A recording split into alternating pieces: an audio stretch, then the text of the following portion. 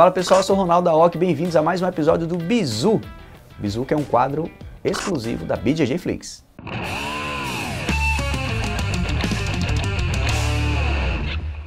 Antes de começar o nosso episódio de hoje, eu já peço que você curta esse vídeo, compartilhe e também se inscreva no canal ativando o sininho, porque toda semana a gente vai postar para vocês aí, publicar um bizu bem legal sobre várias dicas da arte suave. Pessoal, no bizu de hoje eu vou dar algumas dicas e algumas orientações sobre estrangulamento. Como você treina estrangulamento na sua academia? Em algum momento de treino você já deve ter visto algum colega no meio do treino falar assim: professor, eu tô treinando o estrangulamento aqui com meu colega, só que ele já bateu antes de eu terminar o estrangulamento. E muitos alunos falam isso como se fosse uma coisa positiva. Como se o estrangulamento dele fosse muito forte. Ah, meu estrangulamento é tão forte que ele já bateu antes de eu completar. E na verdade isso é mentira. Né? Por quê? Porque quando você está treinando um estrangulamento que foi passado pelo seu professor, o seu colega, que é o famoso boneco, né? O boneco, o seu colega, ele está totalmente relaxado, deixando você fazer a posição, ok?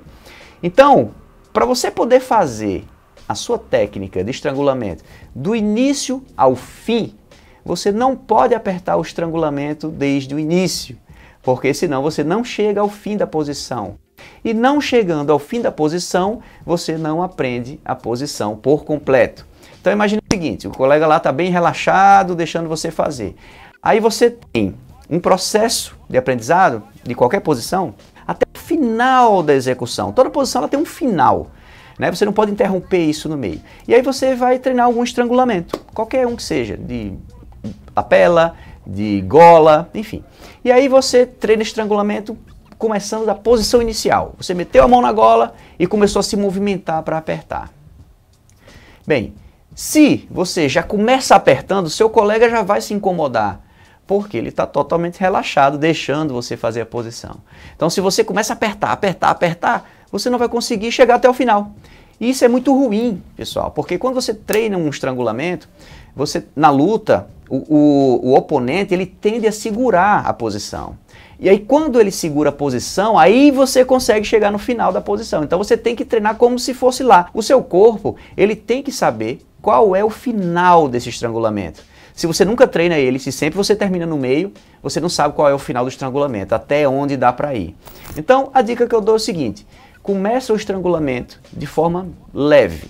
Primeiro você tem que entender todo o movimento, de ponta a ponta. Então você vai começar o estrangulamento fazendo as primeiras pegadas e vai se movimentar sem apertar. Quando você chegar no final do movimento, onde você não tem mais para onde ir, aí sim você começa a apertar o estrangulamento até o seu colega bater. E quando você for apertar o estrangulamento, você não pode apertar forte e com rapidez. Pum! Porque o colega também vai bater muito rápido. E a ideia não é essa, a ideia é você treinar o estrangulamento de ponta a ponta, como a gente já falou, né? Então você estrangula bem devagarinho, sem fazer muita força e sem impor uma velocidade. Porque assim você vai saber se realmente a execução, a posição do seu pulso, da sua mão, da lapela, enfim, está correto. Porque se você faz ele bem devagar, sem fazer força, e o colega bate, é porque está muito bom.